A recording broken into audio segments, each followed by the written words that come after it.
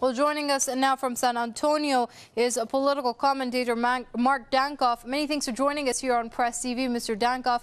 Now, the U.S. foreign policy and its approach to its national security has centered upon playing on the Americans' emotions with regards to the events of 9/11. Let's just take a look at Guantanamo right now.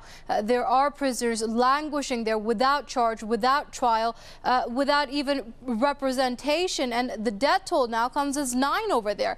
Is this yet another move by Obama now to continue with the same strategy, as well as a campaign move to declare this day a Patriot Day? I think that's absolutely what Barack Obama's motive is both he and Mitt Romney seem to compete for the Zionist vote and for the Zionist money in this election. The fact of the matter is that when you look at Barack Obama, he has continued the same trend as George Bush and Dick Cheney, and that is that since September the 11th, 2001, we have seen in the United States the erection of the greatest police state that this country has ever known. And we have reached a point where a Democratic president is using his Justice Department to argue that he has the legal and constitutional authority to order the targeted assassinations of Americans that he believes are terrorists or that he believes are working with terrorist organizations, quote unquote. This is apart from legal charges. This is apart from legal defense. This is apart from the rule of law or the Constitutional Bill of Rights. So Guantanamo is just the tip of the iceberg. Indeed. Now, also, there have been numerous calls from all quarters in the U.S. for a reinvestigation over what actually happened on September the 11th. But considering how the government line has furthered U.S. hegemonic interests over the world, is that likely to happen? It's not going to happen because the people who perpetrated this are the same people who control the news media and have a disproportionate influence in American foreign policy through various think tanks and so forth that are aligned with the nation of Israel.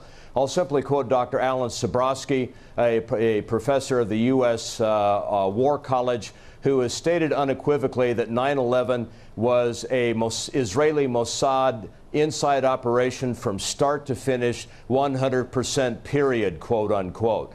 I believe that this is the case, and that if people look at this a little bit more closely, they'll discover that Israel had the motive, they had the means, they had the opportunity, they had the money, they had the resources, they had the inside contacts, and they had the people in the American media and the American government to cover it up for them after the fact. And by declaring this day a day of a national day of service and remembrance and Patriots Day, do you think Obama is sort of moving in the direction of calling anyone who calls to question the events of 9/11, the general narrative of 9/11 into question, as an unpatriotic, un-American person? There's no question about it. To put this into perspective, my own father, my late father, is a United States Air Force colonel. In my particular case, I'm historically a Pat Buchanan, Ron Paul Republican. It has been suggested in many neoconservative circles that I'm some sort of a subversive, that I am somehow un-American because I question the official version. I basically agree with Lieutenant Colonel Karen Kwiatkowski, who is running for Congress this year, who has stated unequivocally that when one questions 9/11, one is seen or is defined as a revolutionary, when in fact I agree with Colonel Kwiatkowski that in fact to question the official report is to be fundamentally American in using independent judgment, utilizing data, utilizing freedom of thought to weigh and consider. And as I have weighed and considered the evidence, I agree with what it is that Dr. Alan Sabrowski has said.